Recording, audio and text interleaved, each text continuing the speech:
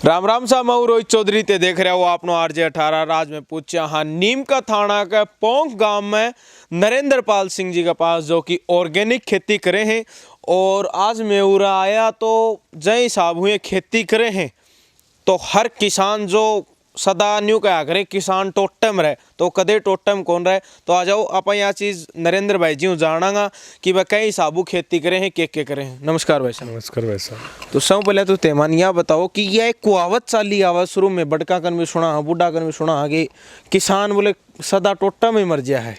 सदा टोटा को चक्कर तो ये साहब कि पहली लोग शिक्षित भी को नहीं हार आपकी मेहनत खूब करता आठ तोड़ मैंने अब तो सब कुछ से मशीनरी से काम हो रही है। गवर्नमेंट भी बहुत सुविधा दे रखी है और आदमी जितनी मेहनत करे ना अभी को फल जरूर मिल रही है।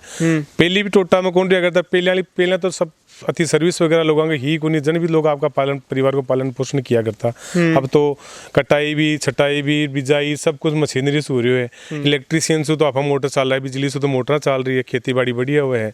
और मैं तो 2003 में post graduate MSU Hindi MSU कर ली ही भी के बाद में मैं बहुत सर्विस की ट्राई करी, 2-4 बार इंटरव्यू भी दिया और हम लेकिन नंबर नहीं पड़े। जब मैं सोचा अब क्या करा जाए 2005 में मैं खेती की तरफ रुझान कर लियो। मैं भी गेहूँ और बाजरा रही मेरी हो लेकिन पाछे में हमारे गाँव में के 2-4 जना पुराना बुजुर्गा से मिले बोले बाड़ी में बढ़िया इनकम होगी तो मैं बाड़ी की तरफ रुझान करियो। जब मेरी इच्छा रही कि आपा एक एन की चीज़ बाबा जी के जहाँ मान लो आप गोभी अगर आप बावा तो भी एक ही फूल लगे दोबारा और जो टाइमिंग ले तो मैं सबसे पहली मैं चुनियो कि बैंगन की खेती करा जी कम से कम 7-8 महीना चल रहा है। एक बैंगन का पेड़ के कम से कम देखा तो 10 या 20 किलो बैंगन मिल जाओ अपना 8 महीना का माने एक बैंगन को बोझो दे देवे तो मैं भी की काउंटिंग करके हिसाब लगाएगा अपना ये मैं बढ़िया आवक रहेगी।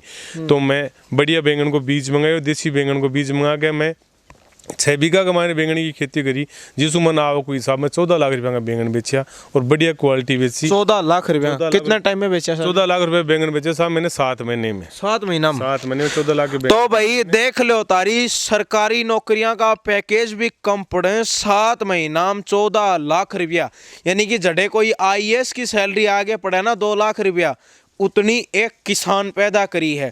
तो मेरा सारे किसानों को अनुरोध है कि आपकी खेती मत छोड़ो, उन्हें नए तरीका हूँ करने का तरीका अपनाओ। तो मैंने उस समय क्या किया बैंगन की खेती की तो मैंने ड्रिप लगवाई। गवर्नमेंट की योजना ड्रिप मेरे को मिली, उसमें 52,000 रुपये की सब्सिडी मिली। तो मेरे कृषि विभाग के दौरान मैंने जब संपर्क किया तो उन्होंने कहा कि पहले आप मिट्टी और पानी की जांच करवा लो। तो हमारे जैसे मेरे कृषि विभाग में साथी हैं, रवि जी रेपसवाल हैं, मोती जी, उन्होंने मेरे को राय दी। तो मैंने पानी और मिट्टी की जांच करवाई। उससे मुझे उन्होंने ये बताया कि आपके पानी में कोई कमी नहीं है और आपके ज़मीन में अच्छी खाद डालते हो अच्छी इनकम होगी। तो मैंने ड्रिप की सहायता से मैंने बैंगन की खेती की। उसके बाद में मैंने उसी के साथ देसी मिर्च लगाई। देसी मिर्च में तो मैंने इतना इंटरेस्टेड रहा कि आसपास में मिर्चों की भाव अच्छे मिलते हैं। अच्छा। तो लेकिन मिर्च की खेती मैंने ज़्यादा समय तक नहीं लगाई। मिर्चों में अच्छा भाव मिला था लेकिन मिर्च में क्या है कि कीड़े मकोड़े ज़्यादा आने की वजह से मेरे को कृषि विभाग वालों ने कहा कि इसमें दवाई वगैरह ज़्यादा डलेगी तो मैं दवाई का प्रयोग कम ही करना चाहता था। अच्छा, यानी कि आपको ऑर्गेनिक करना चाहता तो मिर्च की तरह तो मैंने देसी मिर्च की जगह फिर वापस हाईब्रिड की मिर्चें आती हैं उसका बीज उपचारित किया। और मैंने खाद इतनी डाल रखी है कि मेरी ज़मीन में अगर आप बारिश के टाइम पे आकर देखोगे तो आप जहाँ पे भी खोदोगे तो केंचुए मिलेंगे। मेरी ज़मीन की ये है, ज़मीन में मैंने ऐसा कर रखा है। और फिर मैंने कृषि विभाग से संपर्क जितनी बार संपर्क किया तो उन्होंने मेरे अच्छी राय दी। फिर मैंने पॉली हाउस के लिए फ़ाइल लगाई तो मेरी पॉली हाउस की फ़ाइल निकली। उसमें मेरे को गवर्नमेंट ने कहा कि आप इसमें 43 लाख रुपए कुछ 43,62,000 कुछ रुपये लगेंगे। तो मेरे उन्होंने सब्सिडी कट के आपके 18,62,200 रुपये जमा किए मैंने उसमें। और उसके बाद में मैंने एक प्याज भंडारण लगाया, उसमें मेरे को 87,500 रुपये की छूट मिली। उसमें अच्छा इनकम का स्रोत दिखा। तो मैंने आस-पास में जो से मेरे साथ वाले ने कर रखा था कि प्याज की खेती करेंगे तो प्याज भंडारण किया। प्याज भंडारण में अच्छी आवक हुई। तो मैं किसान भाइयों से ये कहना चाहता हूँ कि प्याज अगर आप लगाते हो तो जल्दी बेचने की कोशिश मत करो। प्याज भंडारण की भी गवर्नमेंट ने स्कीम दे रखी है, उसमें भी छूट मिलती है। क्या होता है कि पहले किसान सभी कहते हैं कि खेती में बचता नहीं है। खेती में नहीं बचने का कारण ये होता है कि खेती की जैसे अनाज निकाल लेते हैं तो किसान को लगता है कि उसके पैसे ट्रैक्टर वाले के देने हैं, बीज वाले के पैसे देने हैं। तो वो सस्ती रेट में सब कुछ बेच देता है। लेकिन मैंने तो ये सोचा कि प्याज निकालता हूँ, तो मैंने प्याज भंडारण किया, उसमें भी अच्छी इनकम कमाई है। उसके बाद में मैंने पॉली हाउस की फाइल लगाई थी। वो फाइल आने के बाद में मैंने एक फार्म पॉन्ड बनाया, उस पर मेरे को गवर्नमेंट ने 1,20,000 रुपये की सब्सिडी दी है। उसके साथ साथ मैंने सारी सुविधा लेने के बाद में मेरी कृषि सहायक ने मेरे को ये बताया कि आप ऐसा करो कि केचुए की खाद के लिए भी आप अप्लाई कर दो। तो मैंने केचुए खाद के लिए भी सेट बनवा लिया। उसमें मेरे को 16,000 रुपये की सब्सिडी मिली। उससे मैंने अच्छी खाद तैयार की है। और जो पॉली हाउस में मैंने खेती करने लगा, तो मैंने पिछली खेती एक सीज़न मैंने खीरे का लिया है। खीरे का सीजन लिया है ये पॉली हाउस में मैंने। तो पॉली हाउस में खीरे की खेती करने पर मैंने 3 महीने में 14.5 लाख रुपए का खीरा बेचा है। 3 महीने में 14.5 लाख का खीरा बेचा है। उसमें मैं मेरे पास किसान जैसे मेहनत करने वाला मैं आदमी रखता हूँ, उसको मैंने 25% में रखता हूँ। मैंने पॉली हाउस लगाने से मेरे को इतना फ़ायदा हुआ है कि मेरे द्वारा मैं मेरे ही परिवार का पालन पोषण नहीं कर रहा हूँ, मेरे साथ कम से कम 10 परिवारों का पालन पोषण कर रहा हूँ। जिसमें जैसे ट्रैक्टर वाला भी है, ट्रैक्टर से ट्रांसपोर्ट करने वाला भी है, और मेरे पास जैसे लेबर आप बोलते हैं कि मैं मेहनत करने के लिए मैं कुछ औरतें रहती हैं, कुछ मेरे पास आदमी काम करते हैं। जैसे किसी ने पैकिंग करना है, किसी की तुड़ाई करना है। तो मैं तो इसी चीज़ से खुश हूँ कि मैं उस टाइम पे नौकरी के चक्कर में भग रहा था, तो मैं भी एक किसी के पास नौकरी करता तो बंद के रह जाता। आज मैं खुद नौकरी न करके मैं खेती कर रहा हूँ, तो मैं मेहनत करके खुश हूँ। और मेरे साथ में जो लोग मेहनत कर रहे हैं वो इससे खुश है कि मैं उनके लिए आय का साधन बनाऊं। तो वो मेरे लिए इतने, आज मैं रात को भी उनको कहता हूं ये काम करें, तो वो कहते हैं ठीक है भैया हम करेंगे ये काम, क्योंकि उनको आय हर टाइम पे आय मिल रही है। अभी आप देखो कि जैसे कोरोना आ गया था, कोरोना के अंदर आदमी इतना परेशान हो गया, जिसने नौकरी की है उसकी तो सैलरी आ रही थी, परमानेंट वालों की थी, और जो प्राइवेट जॉब थे उनका सब कल कारखाने बंद हो गए थे, तो वो हर दाने के लिए मोहताज हो गए थे।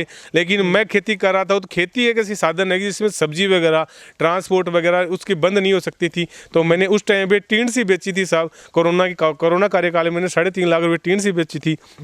और लोगों को जो मेरे पास काम कर रहे थे वो भी खुश थे कि चलो हम किसी बंधन में नहीं है, कहीं पर हमारे को मोहताज नहीं रहना पड़ रहा है। तो मैं तो यही कहना चाहता हूँ कि खेती करनी चाहिए और अच्छी आय होती है।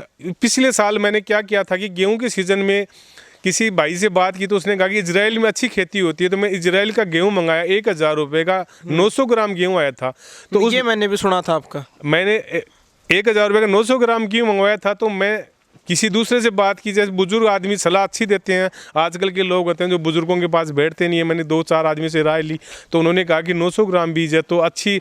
उनको मैंने ये बताया कि इसके अंदर जो फुटान होगा वो 25 बालियाँ निकालेगा। तो उन्होंने कहा कि आप ऐसा करो, ट्रैक्टर से बिजाई तो होगी नहीं, 900 ग्राम है। तो मैंने 3-4 लेडीज़ों से उसको चोपते हाथ से, मैंने जैसे अब प्याज की पौध लगाते हैं उस तरीके से गेहूं चुबाया था। तो 900 ग्राम भी चोबने में उनको मजदूरों को 2 दिन लगे थे। उसमें मैंने इतनी अच्छी मिंगनी बोलते हैं बकरियों की मिंगनियाँ वगैरह खाद का काम लिया था कि उससे मैंने 1 कुंटल 70 किलो गेहूं निकाला था। लेकिन उसकी चटनी करके मेरे पास प्योर बीज 1 कुंटल 30 किलो बीज तैयार है। वो अब मैंने यहीं खेती कर रखी है। तो सारी सुविधा लो और अच्छी ज्ञान की बातें लो। कृषि विभाग भी बहुत अनुदान दे रहा है, कृषि विभाग वाले भी सलाह देते हैं। और आजकल तो क्या है कि ऑर्गेनिक की तरफ जनता उत्सुकी से हो रही है कि हर आदमी बीमारी से ग्रसित हो रहा है। तो मैं यूरिया वगैरह फर्टिलाइज़र ये वगैरह काम में कम लेता हूँ। और मैंने क्या कर रखा है कि जैसे गाय का गोबर है, बकरी की मिंगनियाँ, ये तो लेता हूँ अलग से है। जो कि आपने सुना होगा जैसे चमगादड़, उसको आड़ू भाषा में बोलते हैं, छोटी होती है उसको बोलते हैं चमचेड़ बोलते हैं हमारे गाँव में। तो उसकी भी हमने बीट वो उसकी वो वास होती है, यानी कि उसकी खाद होती है, वो मैंने इकट्ठी कर रखी है। कुछ तो हमारे गाँव में पुरानी हेलियाँ उसमें मैंने भरवा के इकट्ठी कर रखी है। कुछ तो हमारी पहाड़ियों में खाने हैं, हम वहाँ जाते हैं, हमारे साथ वाले जो मेरे साथ खेत में काम करते हैं, मेरे बायती बोलते हैं उसको, उनको लेके गए। अभी मैं कम से कम 30 कट्टे खाद इकट्ठी कर रखी है। जो क्या करती है कि जैसे मैंने बैंगन की खेती कर रखी है, सर्दी में अगर बैंगन सर्दी से जल गया तो मैं उसकी क्या करता हूँ, उस पर उसकी जड़ों में डाल के पानी देता हूँ, तो वो जल्दी फुटान करता है, उससे मेरे को अच्छी आवक हो रही है। तो मैं तो हमेशा लोगों से यही कहना चाहूँगा कि आप जितना भी काम करना चाहते हो ऑर्गेनिक करो। ऑर्गेनिक के साथ साथ क्या होता है कि शुरू में तो अब उनको क्या कि पहले यूरिया वगैरह काम मिली तो थोड़ा अच्छा अनाज लोगों को मिलता था। लेकिन जैसे ही आप खाद वगैरह काम मिलोगे ऑर्गेनिक में, थोड़ा एक बार स्लो मतलब कि जैसे पहले बाजरा होता था उससे थोड़ा हल्का होगा, लेकिन अगले सीजन में आपके लिए अच्छी ज़मीन को भी आदत पड़ जाएगी कि मेरे को खाद मिल रही है। और हमने जैसे जितना केमिकल काम में लिया है कि हमारे ज़मीन के कीटाणु हैं वो सभी नष्ट हो गए। कुछ तो ज़मीन के नीचे से ले गए हैं, क्योंकि हम घास के लिए भी दवाई डालते हैं, अनाज में और भी दवाई डालते हैं, उससे डर के कुछ तो ख़त्म हो गए, कुछ ज़मीन के नीचे चले गए।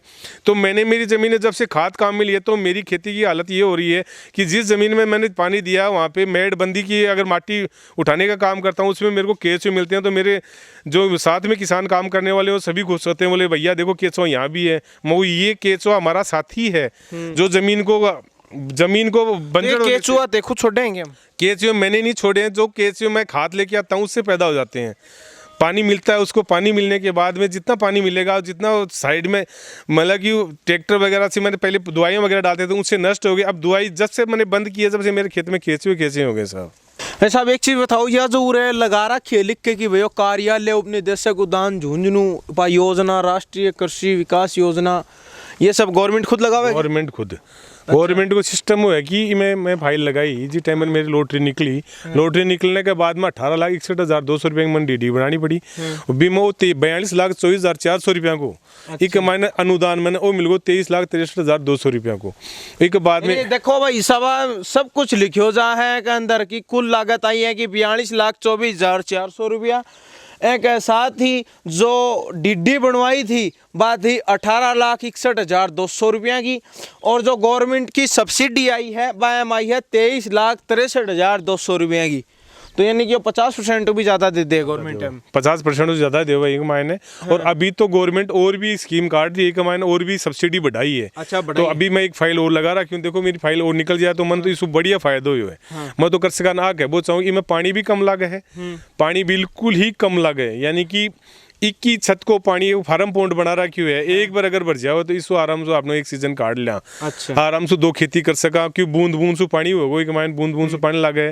जब तो पानी कम लागे बत्ती बढ़िया खेती हो रही है मेरी। अच्छा। तो मैं तो सबने आई के वो चाहूँ कि पोली हाउस दिए थे मैंने, जो मेरे पिताजी फौज में थे, कैप्टन से रिटायरमेंट हो गए थे, भैया मेरा फौज में था वो भी रिटायरमेंट हो गया। तो मैंने सोचा चलो परिवार, जैसे मेरे दादा भी फौज में थे, मैं सोचा चलो परिवार फौज में चलते हैं। तो फौज में मेरा नंबर नहीं पड़ा तो मैं फिर खेती की तरफ आया। बीच में क्या हुआ कि 2010 में मैंने थोड़ा सा राजनीति की तरफ भी मुंह कर लिया था। अच्छा। तो मैंने 2010 में पंचायत में उप सरपंच भी रहा। उस समय मैंने देखा कि चलो गांव की सेवा हो जाएगी, लेकिन उसमें क्या होता है कि नेतागिरी में जाने के बाद में यारी दोस्ती नहीं होती है, दुर्भावना फैल जाती है लोगों के द्वारा। तो मैंने उसको क्लोज कर दिया वहाँ से। तो राजनीति से मैंने मान लो कि यानी कि आपका राजनीति में ऊपर जाने का विचार था, फिर वो मैं कैंसिल कर दिया कि गांव में सेवा कर सकते हैं तो ऐसे ही करेंगे। तो मैं अब गांव में सेवा मेरी ऐसी करता हूं कि मैं किसी पार्टी से लिंक नहीं रखता हूं।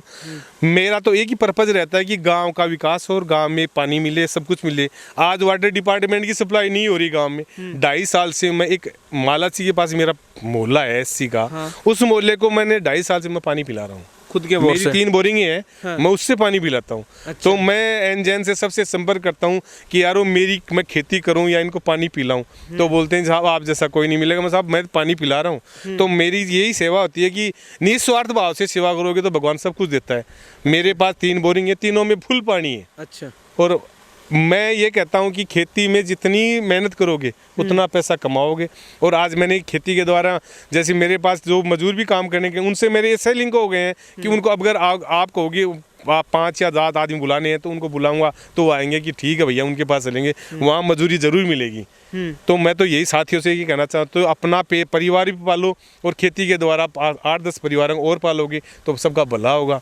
और यही कहना चाहता हूँ कि जितनी भी गवर्नमेंट की योजना मिलती है उनका लाभ लो। कुछ तो पैसे घर से लगते हैं, लेकिन गवर्नमेंट की जो योजना सारी तो पूरी, यानी कि 30 से 40% तो घर से देना ही देना है, बाकी तो गवर्नमेंट दे रही है। बाकी गवर्नमेंट दे रही है, वो दे रही है, उससे बेनिफिट मिल रहा है। पहले क्या है कि हम क्यारियों से जैसे बैंगन वगैरह करते थे, अब ड्रिप लग गई। ड्रिप से हम उससे लगा के लोटलर की सुविधा ले ली, पन्नी आती है वो लगा के बेड बना के कर रहे हैं। तो हमारे बैंगन की खेती करते हैं उसमें 20-25 दिन से पानी देना पड़ता है। अच्छा, अच्छी खेती हो रही है। तो मैं तो सभी साथियों से, सभी देशवासियों से, सभी मेरे गांव के साथियों से ये कहना चाहता हूँ कि जितनी खेती में आवक है ना वो अपनी खुद की है। और अपने आप पे आश्रित रहोगे तो अच्छा लगेगा। सर्विस वगैरह तो मानता हूँ कि किसी की अगर गवर्नमेंट जॉब लगी हो तो उसके लिए तो स्वागत है उसमें, और अगर उसमें नहीं लगता है तो मैं तो सभी से ये कह रहा हूँ कि मेहनत करोगे तो खूब पैसा कमाओगे। धन्यवाद। चलो बहुत बहुत धन्यवाद थारो। तो यहाँ की लेटेस्ट अपडेट पाने खातर आपनो RJ 18 सब्सक्राइब करो, लाइक करो, शेयर करो, कमेंट करो।